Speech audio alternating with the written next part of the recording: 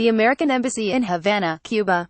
Credit Shuttershock. U.S.-Cuban relations have taken an unusual turn after several U.S. diplomats, and at least one Canadian diplomat, experienced hearing damage after being targeted by a covert sonic device in Havana.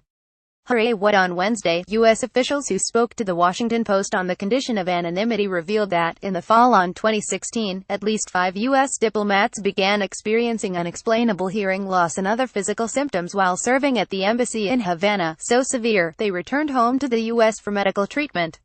One U.S. diplomat will need to use a hearing aid as a result of their injuries, CNN reports. After an investigation lasting several months, U.S. officials concluded that diplomats had been attacked with some sort of covert, sophisticated sonic weapon that operates outside the range of human hearing. In retaliation, the U.S. government in May expelled 2 Cuban diplomats from the embassy in Washington, although it is not known to what degree Cuba was involved with the attack or whether it was intentional. The Cuban Ministry of Foreign Affairs firmly denied any involvement in the affair. Since restoring limited ties with the island in the 1970s, U.S. and Cuban agents have on occasion engaged in reciprocated harassment of each other using an infrasonic weapon to deafen a diplomat, however, is truly unprecedented. And as this story marinated for the past few days, one question still looms large: what the hell is an infrasonic weapon? Does one even exist? Sound power. Pain sound is simply a vibration that propagates as a pressure wave passing through a medium like air or water. Just as the human eye can only detect a narrow range of the electromagnetic spectrum, we only hear sound waves in the 20 Hz to 20 kHz range. Infrasound waves travel at a frequency below 20 Hz, and although we can't hear them, those pressure waves still rattle the rest of the body, sometimes with bizarre side effects. In the 1980s, Coventry University engineer Vic Tandy started having strange feelings while working in the research laboratory of a medical manufacturing company. While in the room, he felt depressed and occasionally experienced cold shivers. He also had an unshakable feeling that he was being watched, and he would even see people, or something, out of the corner of his eye. He wasn't alone. Other people in the lab also reported seeing strange shadows. So Tandy and Tony Lawrence launched an investigation to explain these hauntings. In a paper published in the not-so-light Journal of the Society for Psychical Research called The Ghost in the Machine, Tandy and Lawrence traced the origin of their ghostly visions to an extractor fan in the lab that was resonating the room at 18.9 Hz, which happens to be the resonant frequency of the human eyeball. The vibrations, they concluded, caused strange hallucinations.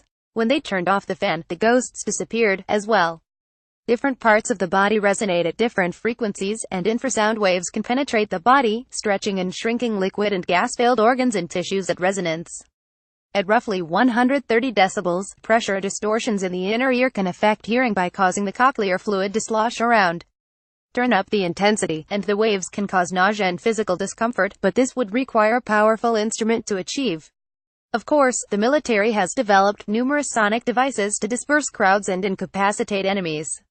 Sonic arsenal. The U.S. Defense Department has developed long-range acoustic devices LRADs that blast a tight beam of deafening noise at a target. In 2005, pirates off the coast of Somalia tried to attack the U.S. cruise ship Seaburn Spirit. When Captain Sven Erik Pettersson pulled out the device, the pirates retreated empty-handed. U.S. police have also used LRADs at the 2009 G20 summit meeting in Pittsburgh, and during the 2014 protests in Ferguson, Missouri.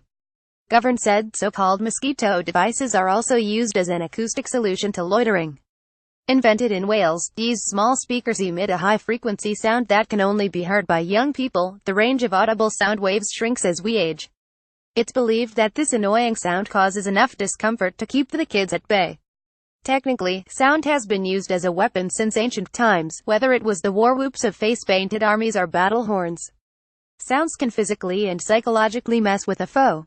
But what about the device in Havana? We don't know how long the diplomats were exposed, where they were exposed, or how. We don't know if it was a device implanted in the building, or whether its waves were beamed through windows, or if it was even intentional, says Kevin Govern, a professor at Notre Dame's Ave Maria School of Law, who is not involved with the investigation in any way. This kind of device could be planted in a desk, a credenza, a light fixture, the ventilation system. Or it could be external to a building, and could have been directed like a shotgun mic, that is, aimed like a rifle. Govern is also an executive board member for the University of Pennsylvania Law School's Center for Ethics and Rule of Law, and served 20 years in the United States Army, where he got his start in law as an Army judge advocate. He writes and speaks about international law and other security issues. In all likelihood, whatever caused it would not be revealed to the public, says Govern. Infrasound is another story. The LRAD and mosquito are devices that produce audible sound, but evidence that infrasound causes deafness, or has been weaponized, remains scant. Take it from experts who study infrasound and the human ear, who aren't convinced. There are sonic devices that are used as weapons, but none that I know of use infrasound. James Parker, an expert in sound law at the University of Melbourne, Australia, told CNN.